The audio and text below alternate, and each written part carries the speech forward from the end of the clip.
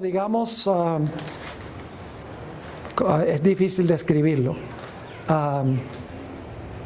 Es como una gelatina, pero así es pegajosa, como goma. Y eso, ellos creen que eso es lo más delicioso, lo más predilecto del mundo. Por cierto, muy alimenticio. Es de un árbol. Y a mí me dieron a comer eso, y eso me parece lo más horrible que yo he probado en toda mi vida.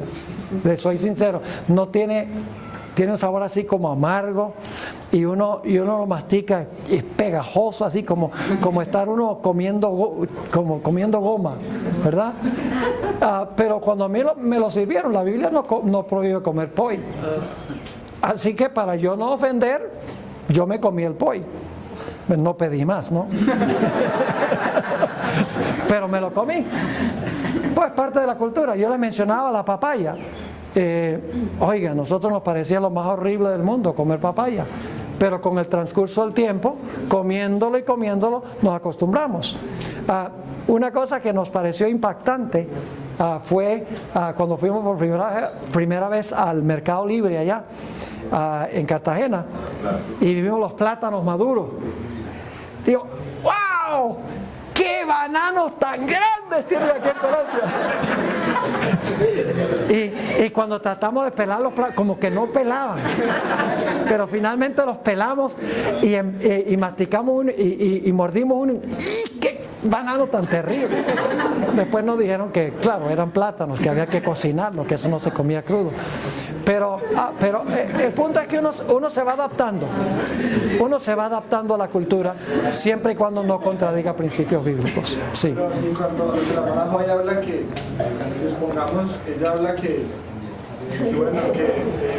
el aceptar la reforma pro salud, en cuanto a que el ser humano debe comenzar a hacer un cambio progresivo en su alimentación y dejar el consumo de toda clase de animal, no solo de cerdo, sino pollo, pescado y todos sus derivados. Pero también habla en ciertas partes que hay regiones donde solo se consume ese tipo de alimentos. Es correcto. Ahora, cuando tú entiendes que el dejar esos alimentos es lo que te va a permitir tener un carácter semejante, entonces sí, es allí cuando yo creo que la parte de los alimentos es bien, o sea, además, cuando uno va a otra parte y por si no fuera, uno comería lo que sí, pero sí, cuando a ti te sirven con amor cosas, y entonces llegar a una parte donde solo comen carne, entonces sí, uno se encuentra entre la disyuntiva de... Sí. Por ejemplo, y la hermana White, Dios es un Dios práctico. Dios es un Dios práctico. En lugares, ella dice, en lugares donde solamente se consigue carne, por ejemplo, donde viven los esquimales. Mire, yo estaba en Alaska. En Alaska, el tiempo de siembra es milimétrico. Es decir, el tiempo de siembra dura mes y medio. Y cosecha. En el invierno, en Alaska, está oscuro 21 horas al día. Y en el verano hay luz 21 horas al día. Pero el verano, cuando se puede sembrar, dura mes y medio. Allá no se consigue frutas y vegetales, no hay. Entonces los esquimales, ¿qué tienen que comer? Tienen que comer pescado y tienen que comer carne. Por razones de circunstancias. Dios toma en cuenta las circunstancias. Pero en Colombia no es necesario comer carne. Porque aquí yo estuve en el mercado, en el Éxito ayer. ¡Qué cantidad de frutas y vegetales! Colombia es un país superdotado. Así que puede ser que en ciertas regiones de Colombia, por allá en el monte o algo, sea necesario comer carne. Aunque no es lo ideal, pero Dios toma en cuenta las circunstancias. No debemos, sin embargo, usar eso como excusa, ¿verdad? Porque alguna gente lo usa como excusa. Así que Dios es un Dios práctico. Dios toma en cuenta las circunstancias. Si estamos en un lugar donde hay que comer carne, pues ¿qué se va a hacer? Por ejemplo, cuando yo colporté en Venezuela, 2 meses y medio en el Tigre, a donde en un restaurante uno no conseguía nada vegetal. Lo único que uno conseguía vegetariano era arroz blanco y huevo frito. Entonces, ¿qué come uno? Pues durante la vacación me tocó comer carne, no había otra, porque no había más nada que comer. Pero ese no es mi hábito ni es mi costumbre. Así que se aplica igual el asunto. Ahora, yo no comería carne de cerdo en ninguna parte, porque ya es una violación de un principio bíblico. Pero otras carnes donde es absolutamente necesario, pues ¿qué se va a hacer? ¿Verdad? ¿Algún otro comentario? Sí. Tal vez usted tiene algún consejo que nos pueda dar. Por ejemplo, yo también soy vegetariano y en Ecuador me pasó que pues una hermana me ofreció comer, pues me ofreció algo, era habas y mellocos, o sea, en ese momento estuvo bien, pero entonces yo no quería, porque pues yo no intento, pues no quería comer entre comillas. Ella me dijo, usted no me puede rechazar, porque donde yo soy, si usted me rechaza, eso es como si usted dijera que yo soy una desgraciada, o sea, me echó a un lado, así me dijo tal cual. O sea, entonces yo me puse a pensar, donde ella me invitara a la casa de donde ella es y alguien me ofrecía, no, vaya, tome ese platico, y si yo no me lo como, o sea, va a ser una ofensa para esa persona. Entonces, de pronto algún consejo que usted tenga para uno, ¿qué hacer en una situación como esa? En ese caso, si es verdad que la persona se va a ofender y no se está haciendo la que se va a ofender, porque me da la impresión de que ella dijo, no, si tú no te lo comes me vas a ofender, y ahí se ve que está manipulando, ¿verdad?, el asunto.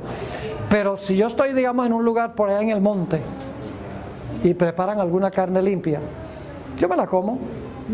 Esa no es mi costumbre, ¿verdad?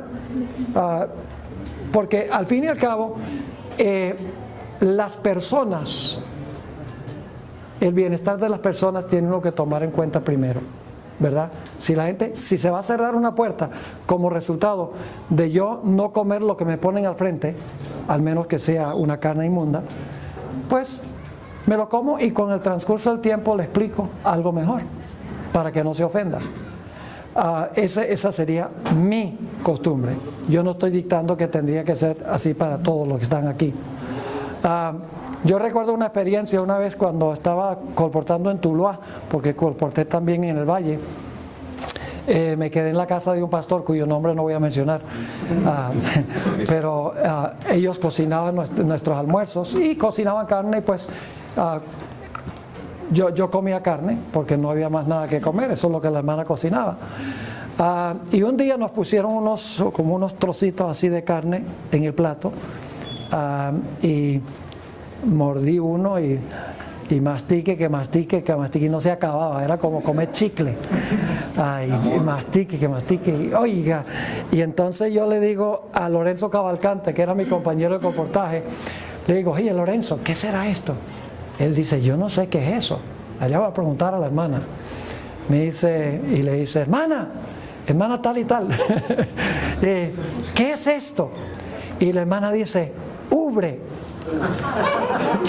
Y yo no sabía, yo no conocía esa palabra, y yo digo, le digo a Lorenzo, oye, ubre, ¿qué es eso?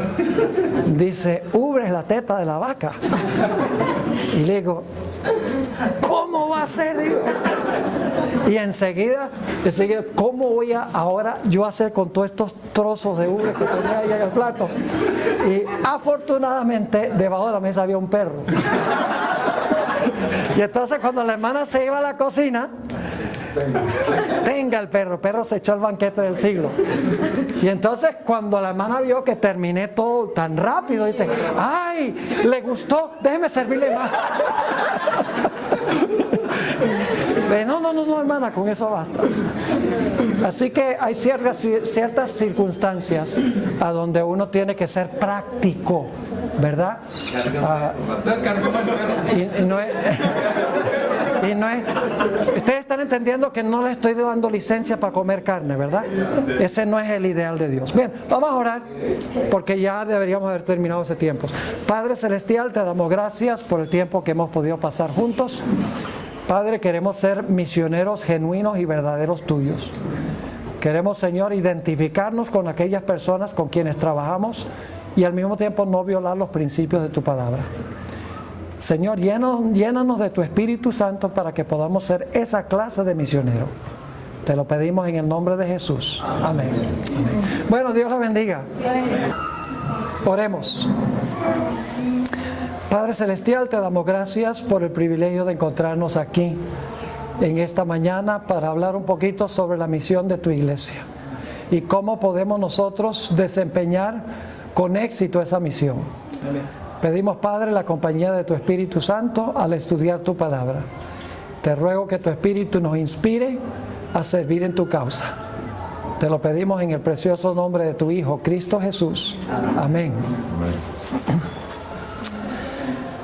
Quiero que estudiemos en el tiempo que tenemos disponible hoy en cuanto a la gran comisión que el Señor Jesucristo nos ha dado.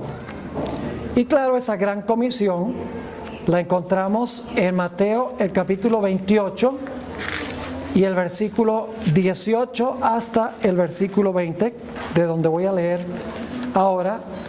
Pero no vamos a estudiar la gran comisión desde la perspectiva del Nuevo Testamento, sino que vamos a estudiarla desde la perspectiva de Isaías, el capítulo 6. Pero quiero leer este pasaje. Dice allí en Mateo 28, versículo 18: y Jesús se acercó y les habló diciendo: toda potestad me es dada en el cielo y en la tierra. Por tanto, id y haced discípulos a todas las naciones, bautizándolos en el nombre del Padre y del Hijo y del Espíritu Santo, enseñándoles que guarden todas las cosas que os he mandado, y he aquí yo estoy con vosotros todos los días hasta el fin del mundo. Amén. Ahora, quiero estudiar la gran comisión desde la perspectiva de un capítulo que probablemente todos conocemos muy bien.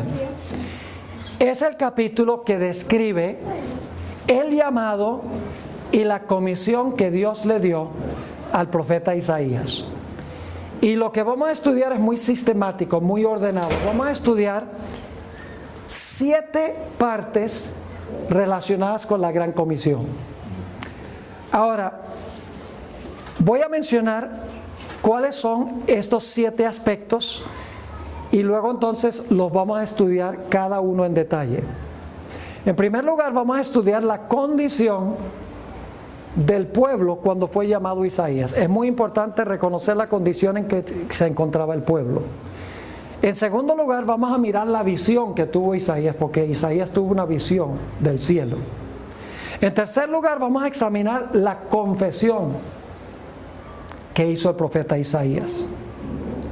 En cuarto lugar, vamos a ver qué vino como resultado de su confesión: el perdón. En quinto lugar, vamos a ver que hubo más que perdón en el caso de Isaías, hubo también santificación o pureza. Y luego vamos a mirar la misión y finalmente entonces vamos a ver cuál iba a ser el fruto o el resultado de Isaías cumplir con la misión que Dios le había concedido. Ahora vamos a mirar primero la condición del pueblo cuando Isaías fue llamado para cumplir su misión. Isaías, el capítulo 1, y quiero leer los versículos 11 hasta el versículo 15. Isaías 1, 11 al 15. Vamos a analizar cuál era la condición del pueblo de Israel cuando fue llamado el profeta Isaías.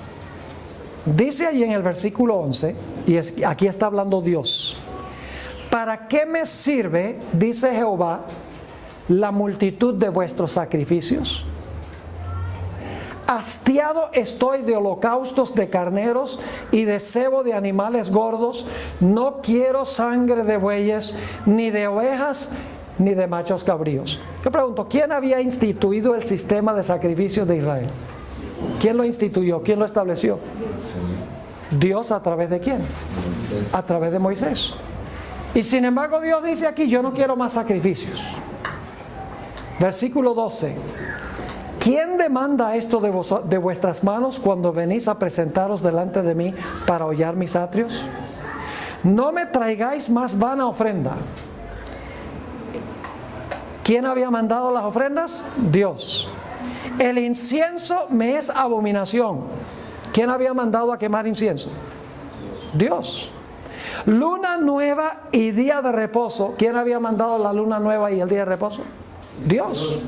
Luna nueva y día de reposo, el convocar asambleas, no las puedo sufrir. Son iniquidad vuestras fiestas solemnes, que Dios había mandado a guardar las fiestas solemnes. Versículo 14, vuestras lunas nuevas y vuestras fiestas solemnes las tiene aborrecidas mi alma. Me son gravosas, cansado estoy de soportarlas. Cuando extendáis vuestras manos, yo esconderé de vosotros mis ojos. Asimismo, cuando multipliquéis la oración, yo no oiré.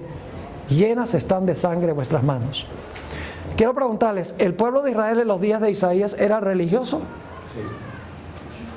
Supremamente religioso. Estaban ofreciendo animales, celebrando la luna nueva, quemando incienso, guardando el sábado, según dice aquí. Estaban multiplicando oraciones, dice aquí. Estaban extendiendo sus manos a Dios. Es decir, el pueblo era un pueblo supremamente religioso. El problema es que eran religiosos, pero no eran espirituales. Noten lo que dijo Jesús, citando a Isaías, en Mateo el capítulo 15 y el versículo 8. Mateo el capítulo 15 y el versículo 8, un texto que ustedes conocen muy bien, viene del profeta Isaías. Porque vamos a encontrar que la condición del pueblo en los días de Cristo era la misma condición del pueblo en los días de Isaías. Era una condición idéntica. Yo pregunto, ¿la gente en los días de Jesús era muy religiosa? Claro que sí. ¿Estaban diezmando? Sí. ¿Guardando el sábado? ¿Practicando todas las normas de la salud? Claro que sí. Ahora noten lo que dice Mateo 15:8. Aquí está citando Jesús las palabras de Isaías. Este pueblo de labios me honra, mas su corazón está ¿qué? Su corazón está lejos de mí. Podríamos decir que el pueblo estaba en la condición de la iglesia de la Odisea, porque la iglesia de la Odisea está en la misma condición. ¿Y quién es la iglesia de la Odisea? Los católicos, ¿verdad? Los metodistas, los bautistas, los presbiterianos, los pentecostales, esos son la Odisea, ¿verdad? No. ¿Quién es la Odisea? Nuestra iglesia. Nuestra iglesia es muy religiosa. Vamos a la iglesia el sábado, diezmamos, oramos, claro que sí. Muy religiosos. Pero en Apocalipsis el capítulo 3 dice que la iglesia de la Odisea dice: estoy rica y enriquecida y no tengo necesidad de ninguna cosa. Un pueblo religioso cuyo corazón está lejos de Dios, porque claramente en Apocalipsis 3 dice: yo estoy a la puerta y llamo. ¿Dónde está Dios? ¿Dentro de la iglesia de la Odisea o afuera? Afuera del corazón. Y está tocando. Un pueblo religioso, pero un pueblo cuyo corazón está lejos de Dios. A esa situación fue llamado Isaías a presentar su mensaje. Esa era la condición del pueblo. Ahora, en este contexto de suficiencia propia que tenía la gente, muy satisfechos con su religión, estamos ofreciendo sacrificios, estamos celebrando la luna nueva, las fiestas, guardando el sábado, multiplicando nuestras oraciones, extendiendo nuestras manos a Dios. En ese contexto, ahora Dios en Isaías 6 le da una visión al profeta Isaías. Vamos a anotarlo. Y aquí vamos a llevar una secuencia, ¿saben? Nunca podemos cumplir la comisión al menos que comprendamos la secuencia de este capítulo. Estoy convencido de eso. Isaías, el capítulo 6. Y vamos a leer los versículos 1 al 4. Isaías 6 y el versículo 1 hasta el versículo 4. Dice: en el año que murió el rey Usías, dicho sea de paso, él murió en el año, a ver si encuentro aquí ese dato, en el año 739 antes de Cristo. 15 años antes que cayera Samaria bajo el poder de los asirios. Es decir, en 15 años iban a desaparecer las 10 tribus del norte. A pesar de los religiosos que eran, En 15 años ya se iba a acabar las 10 tribus de Israel, lo que se conoce como Israel, y iba a quedar solamente Judá. En esa ocasión fue que Dios le dio esta visión a Isaías. Y noten lo que dice en el versículo 1. En el año que murió el rey Usías, vi yo al Señor sentado sobre un trono alto y sublime, y sus faldas llenaban el templo. Por encima de él había serafines, que son ángeles excelsos. Cada uno tenía 6 alas. Con 2 cubrían sus rostros, con 2 cubrían sus pies, y con 2 volaban. Y el uno al otro daba voces diciendo: Santo, Santo, Santo, Jehová de los ejércitos, toda la tierra está llena de su gloria. Y los quiciales de las puertas se estremecieron con la voz del que clamaba, y la casa se llenó de humo.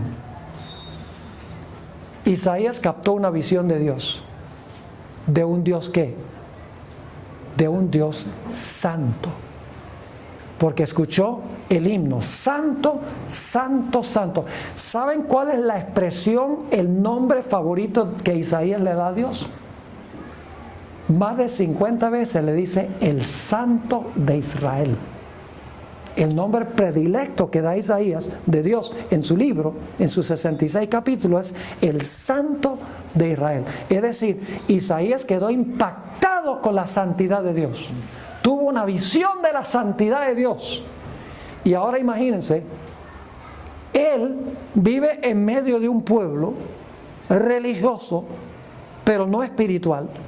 Y ahora él ha captado una visión de un Dios sublime, un Dios que habita la eternidad, como dice en el capítulo 57:15, un Dios santo. Y cuando capta esta visión de un Dios santo,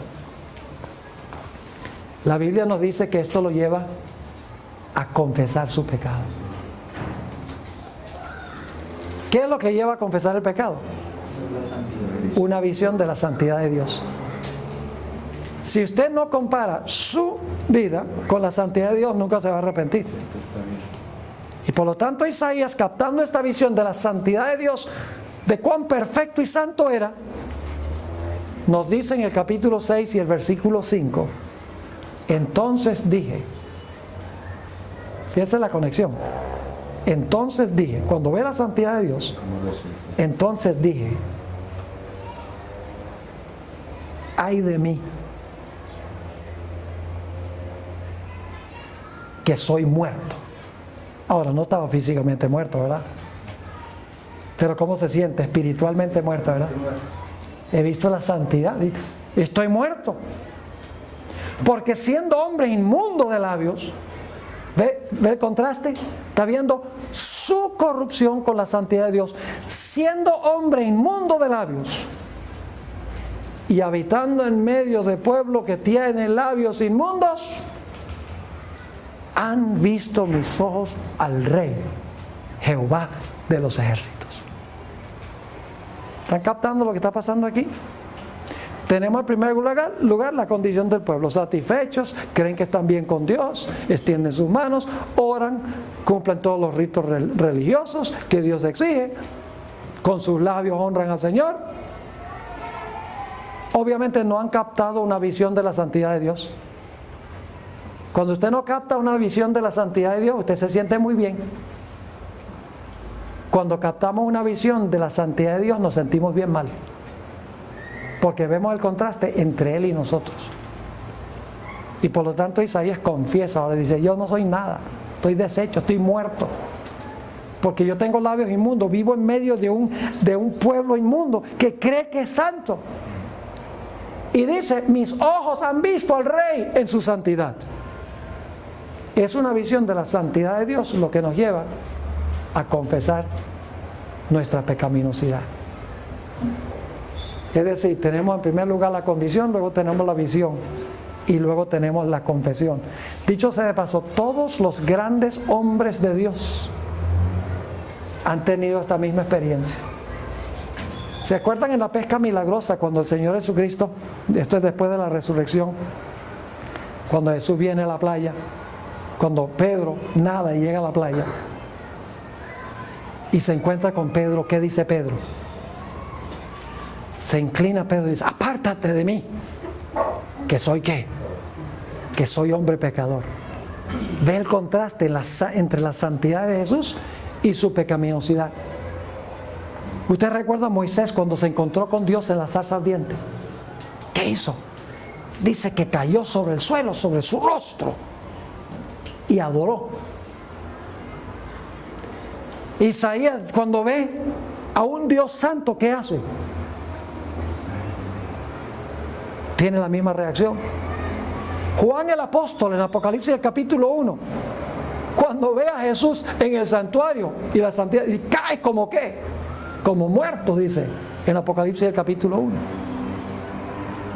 Es decir, cuando captamos una visión de la santidad de Dios, vemos cuán pecaminosos somos nosotros en contraste con Dios, y nuestro mayor anhelo será confesar nuestro pecado. Fíjense cuán diferente era con los judíos de la época de Jesús, que estaban en la misma condición que la gente en los días de Isaías. La lucha constante de Jesús era contra una gente que estaba llena de pecado, pero se consideraba santa. Los judíos de la época de Jesús no se consideraban pecadores. ¿Usted recuerda la historia del fariseo y el publicano?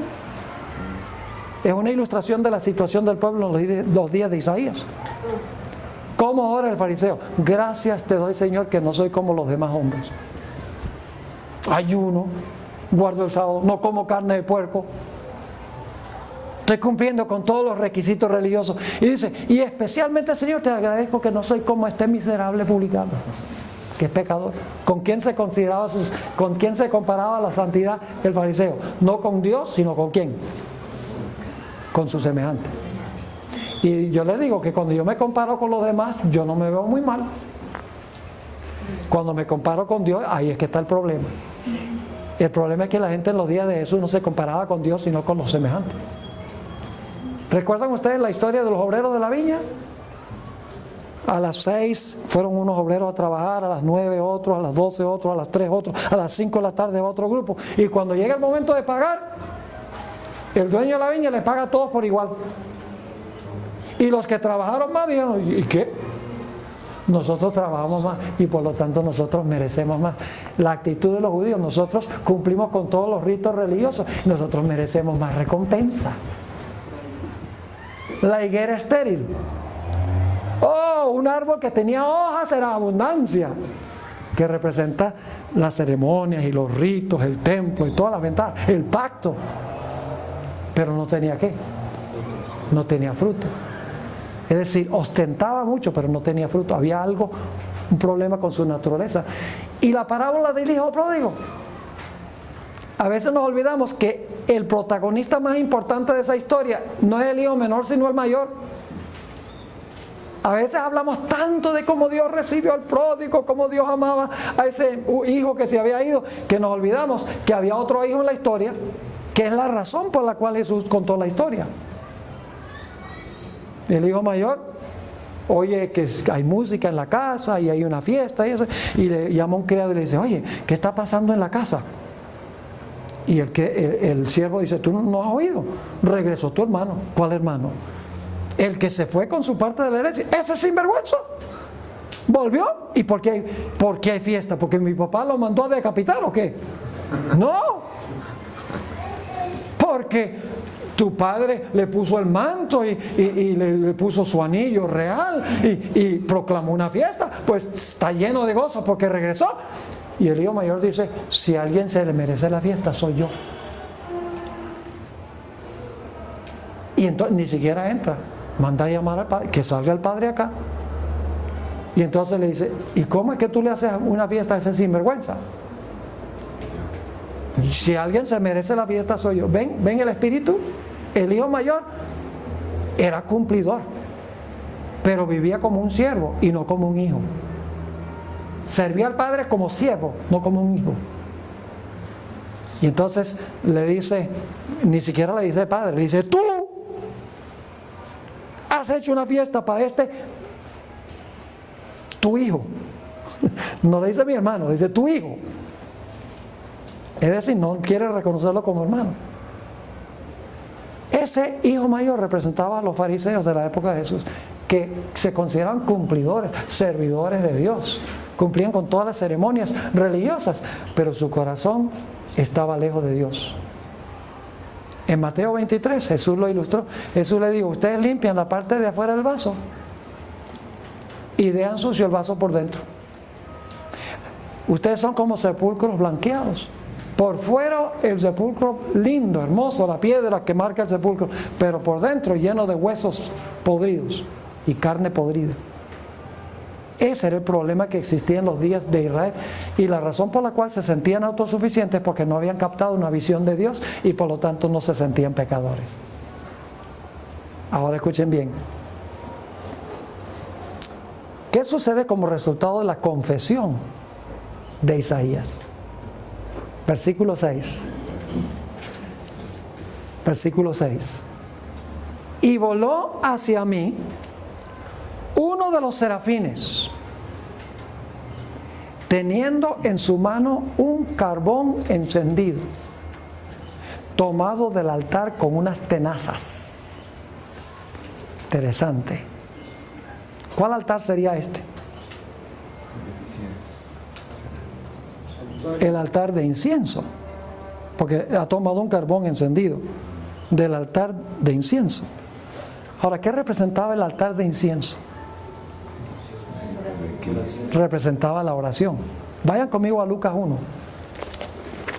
Lucas, el capítulo 1. Y usted dice: pero pastor, ¿qué tiene esto que ver? Estamos hablando de misiones aquí. Espérense nomás. Sin esto, la misión nunca se va a cumplir, ni vamos a sentir el deseo de cumplir la misión. Note lo que dice Lucas 1 y el versículo 8 al 10. Está hablando de Zacarías, el padre de Juan el Bautista, y dice: aconteció que ejerciendo Zacarías el sacerdocio delante de Dios, según el orden de su clase, conforme a la costumbre del sacerdocio, le tocó en suerte ofrecer el incienso entrando en el santuario del Señor. Es decir, Zacarías entra para ofrecer ¿qué? Incienso. ¿Y qué estaba haciendo la gente afuera? Versículo 10. Y toda la multitud del pueblo estaba fuera orando a la hora del incienso. Fíjense qué lindo este pasaje, es lindo porque nos da el símbolo y lo que representa el símbolo. El símbolo es el incienso, pero lo que representa el incienso son las oraciones del pueblo. Ahora, ¿qué acaba de hacer Isaías? Isaías acaba de elevar una oración a Dios. Ha visto la santidad de Dios, ha visto su corrupción y dice: estoy deshecho. Vivo en medio de un pueblo con labios inmundos. Yo soy inmundo también. Mis ojos han visto al Rey. Yo soy un nada. Ha confesado audiblemente su pecado.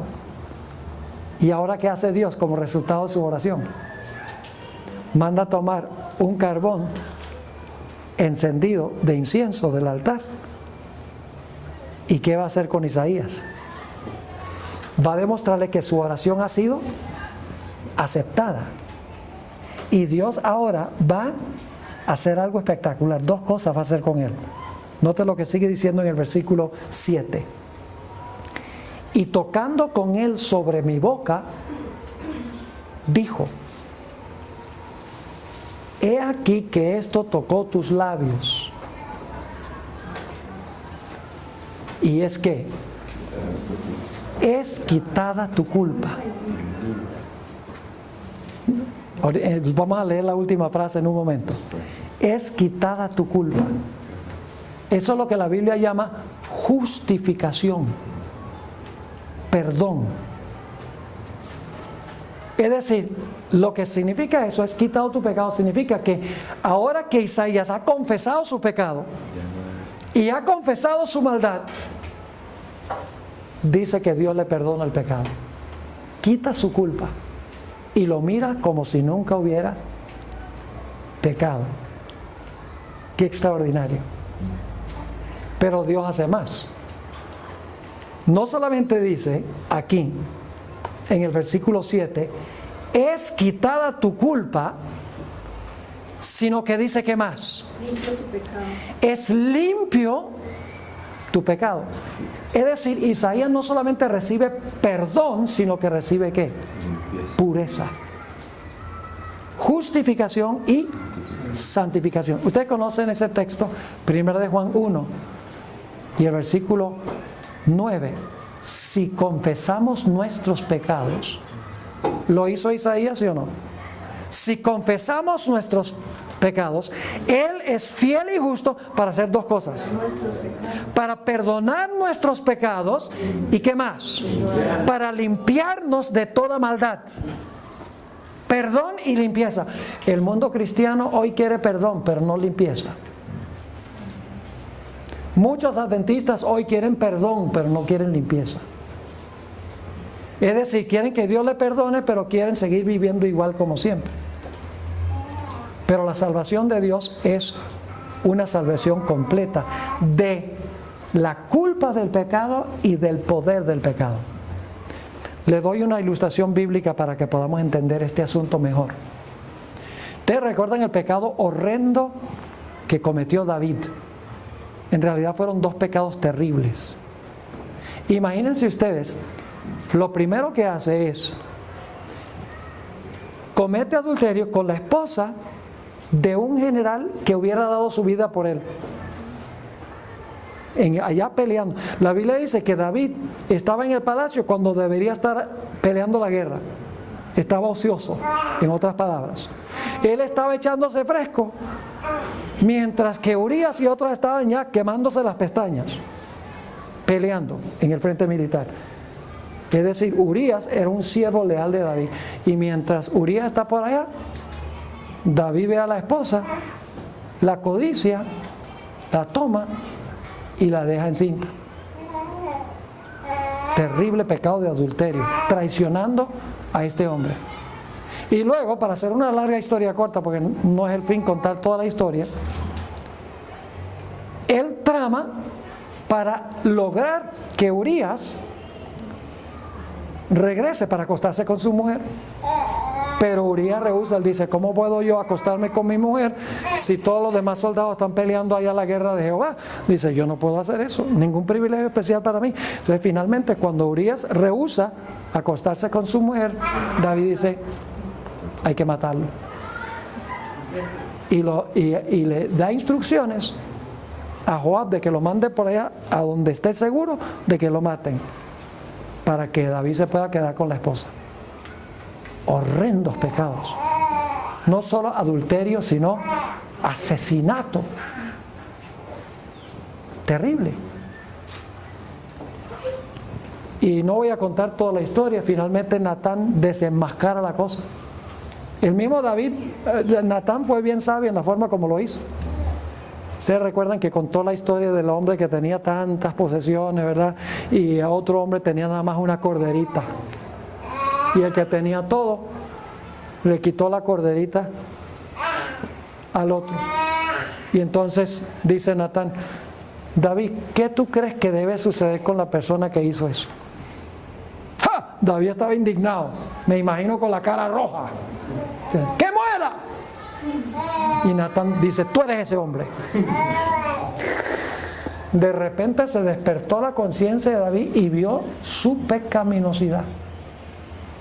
Y como resultado escribió el Salmo 51. Vamos un momentico al Salmo 51. El Salmo 51 es el salmo penitencial de David, su salmo de arrepentimiento. Y quiero que noten que David pidió dos cosas. Dos cosas. Dice allí, en el Salmo 51, 1 y 2.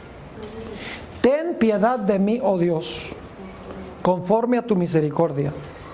Conforme a la multitud de tus piedades, borra mis rebeliones. ¿Qué está diciendo? ¿Borra qué? Las rebeliones que él ha cometido, dice: quítalas, bórralas. Pero pide más. Noten el versículo 2. Lávame más y más de mi maldad y límpiame de mi pecado. Vamos un poco más adelante a los versículos 9 y 10. Esconde tu rostro de mis pecados y borra todas mis maldades. Pero eso no es lo único que pide. No solamente dice, esconde tu rostro de mis pecados, borra todas mis maldades, sino que dice, crea en mí, oh Dios, un corazón limpio y renueva un espíritu recto dentro de mí. ¿Qué está pidiendo David? Perdón y pureza. Justificación y santificación. Yo pregunto, ¿Isaías recibió ambas cosas? Según dice allí, sí. Porque dice que trajeron el carbón de incienso representando que su oración había sido aceptada, tocó sus labios, su culpa fue quitada y fue limpio ¿de qué? Fue limpio de su pecado. Ahora fíjense la secuencia que hemos llevado aquí. El pueblo se siente autosuficiente y posiblemente el mismo Isaías no veía la seriedad de la situación. Pero luego a Isaías se le da la visión de la santidad de Dios. Lo primero que capta es la visión de la santidad de Dios. Cuando pasa eso, él ve su propia pecaminosidad en contraste con la santidad de Dios. Y por lo tanto confiesa su pecado. Y cuando confiesa su pecado, Dios en su misericordia lo perdona y lo limpia. Pero ahora Dios quiere que todo Israel sepa o tenga la misma experiencia que tuvo Isaías. Porque ¿de qué vale que Isaías nada más tenga esta experiencia de captar la visión y como resultado arrepentirse, confesar el pecado, recibir perdón y recibir limpieza? ¿De qué vale que solamente el profeta Isaías tenga esa experiencia? Dios quería que todo el pueblo de Israel captara la visión, se sintiera su pecado, confesara su pecado, recibiera perdón y recibiera pureza. Es decir, Dios necesitaba a alguien que le hablara a Israel para que ellos tuvieran la misma experiencia. Ahora noten Isaías 6 y el versículo 8. Aquí llegamos a la parte que tiene que ver con misiones. Toda la parte anterior es vital. Es decir, si usted no tiene la experiencia, usted no va a proclamar la experiencia. Si no conoce a Jesús, no puede proclamar a Jesús. ¿Cómo puede proclamar lo que no conoce? Noten el versículo 8. Tremendo esto. Después oí la voz del Señor que decía: ¿a quién enviaré? O sea, ¿a quién voy a enviar ahora a Israel? ¿A quién enviaré? ¿Y quién irá por nosotros? Fíjese el plural, qué interesante. Hay más que uno. Está hablando en realidad de la Trinidad. ¿Y quién irá por nosotros?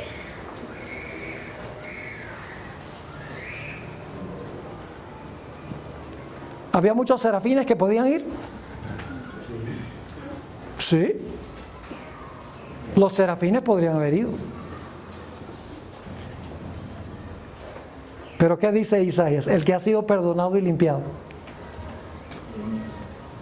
Dice: entonces respondí yo: heme aquí, envíalo a él.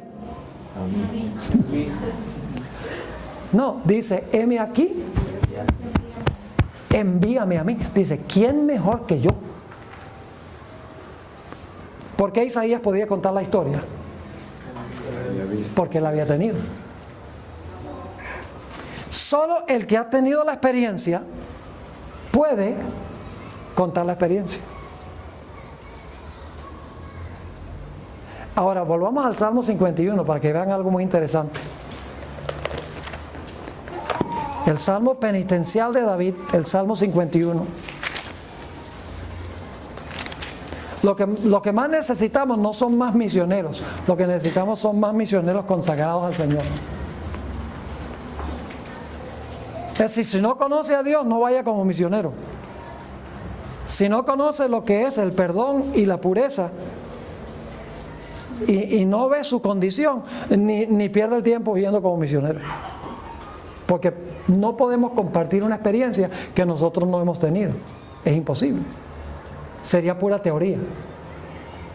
Fíjense lo que dice el Salmo 51, David, un poquito más adelante. En el versículo 15. Ya ha recibido el perdón y la pureza y dice: Señor, abre mis labios y publicará mi boca tu alabanza. ¿Qué impulso siente David como resultado de su experiencia? Dice, ahora abre mis labios y publicaré ¿qué? Tu alabanza. Y luego dice, porque no quieres sacrificio que yo daría. No quieres holocausto. Fíjese, la misma idea de Isaías, el capítulo 1. Los sacrificios de Dios son el espíritu quebrantado. Al corazón contrito y humillado no despreciarás tú, oh Dios. Haz bien con tu benevolencia, Sión. Edifica los muros de Jerusalén. Entonces te agradarán los sacrificios de justicia, el holocausto o ofrenda del todo quemada. Entonces ofrecerán becerros sobre tu altar. Es decir, David dice, ahora como resultado de mi experiencia, abre mis labios y mi boca publicará tu alabanza. El gran Dios que tú eres, lo que tú has hecho con mi propia experiencia. Me hace pensar de algunas historias que encontramos nosotros en el Nuevo Testamento. Ustedes conocen la historia de la mujer samaritana, ¿verdad? La hemos repasado múltiples veces. Jesús se encuentra con esta mujer samaritana y le dice, tú has tenido cinco hombres en tu vida y aquel con quien vives no es tu marido tampoco. Y esta mujer queda impactada, dice, yo deseo profeta. Fíjese que ella primero ve a Jesús como un hombre, luego lo ve como profeta y finalmente termina viéndolo como el Mesías. Hay un proceso, un crecimiento. Entonces Jesús le dice, mira, si tú supieras quién soy yo, tú me pedirías agua, porque el agua que tú tomas de esta fuente de Jacob, dice, eso tú tomas y te vuelves a hacer. Pero si yo te diera el agua que yo tengo para dar, no volverías a tener sed jamás, sino que tendrías vida eterna. Y la mujer dice, yo quiero esa agua. Y el Señor Jesucristo trae salvación a la vida de esa mujer. No la condenó, la redimió, la salvó. Y entonces la mujer se fue a Sicar, al pueblo de donde ella era.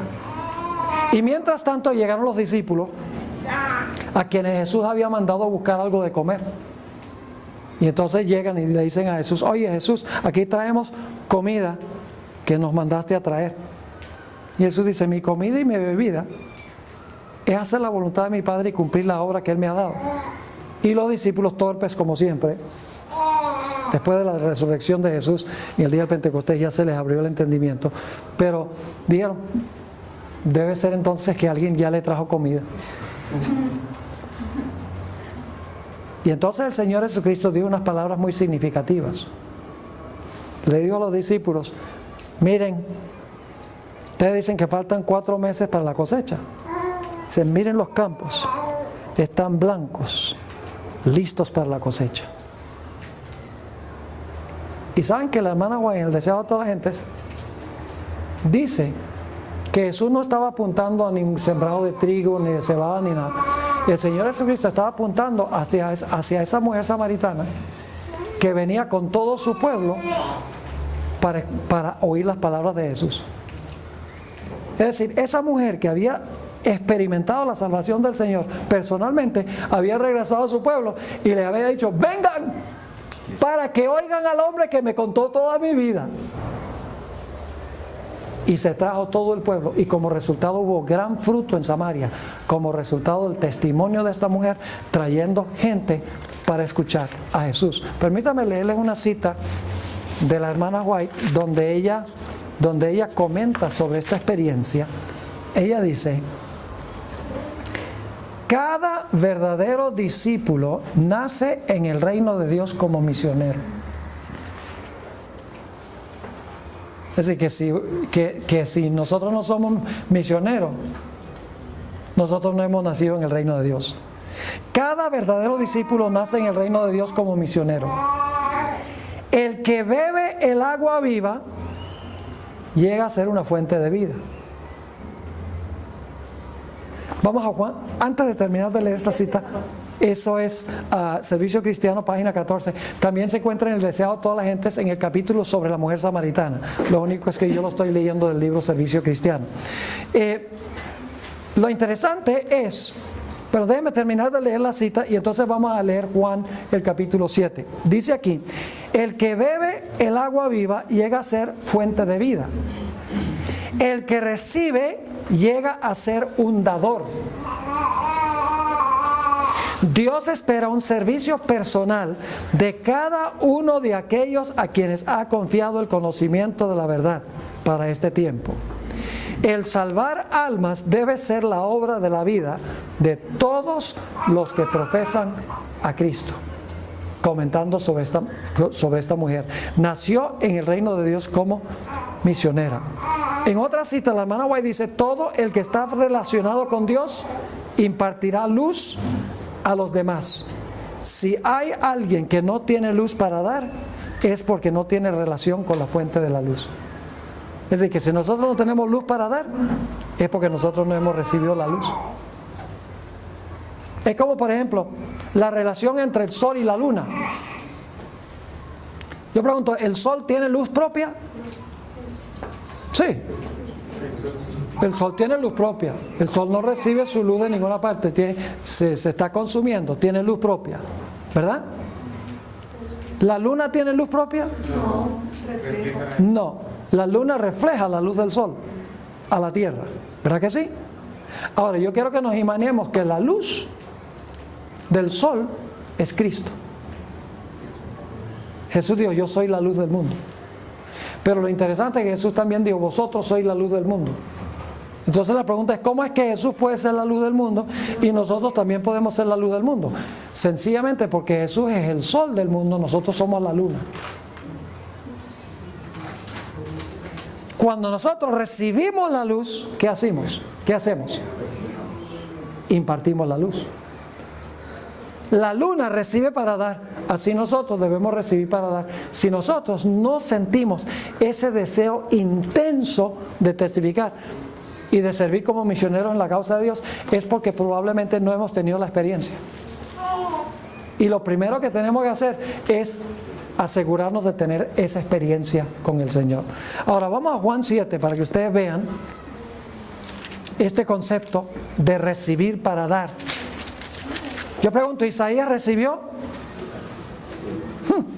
Que sí recibió. Recibió perdón y pureza. Noten Juan 7 y el versículo 37. En el último y gran día de la fiesta, esta es la fiesta de tabernáculos, el octavo día de la fiesta de tabernáculos, Jesús se puso en pie y alzó la voz diciendo, si alguno tiene sed, venga a mí y beba. ¿Quién es la fuente del agua? Jesús. Pero ahora fíjense algo muy interesante. Si alguno tiene sed, venga a mí y beba. Ahora noten el versículo 38.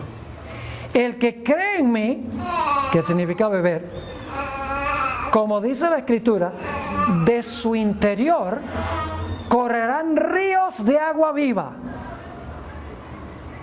Ahora, ¿quién está impartiendo el agua? Nosotros. Porque dice, el que cree en mí, como dice la Escritura, de su interior correrán ríos de agua viva.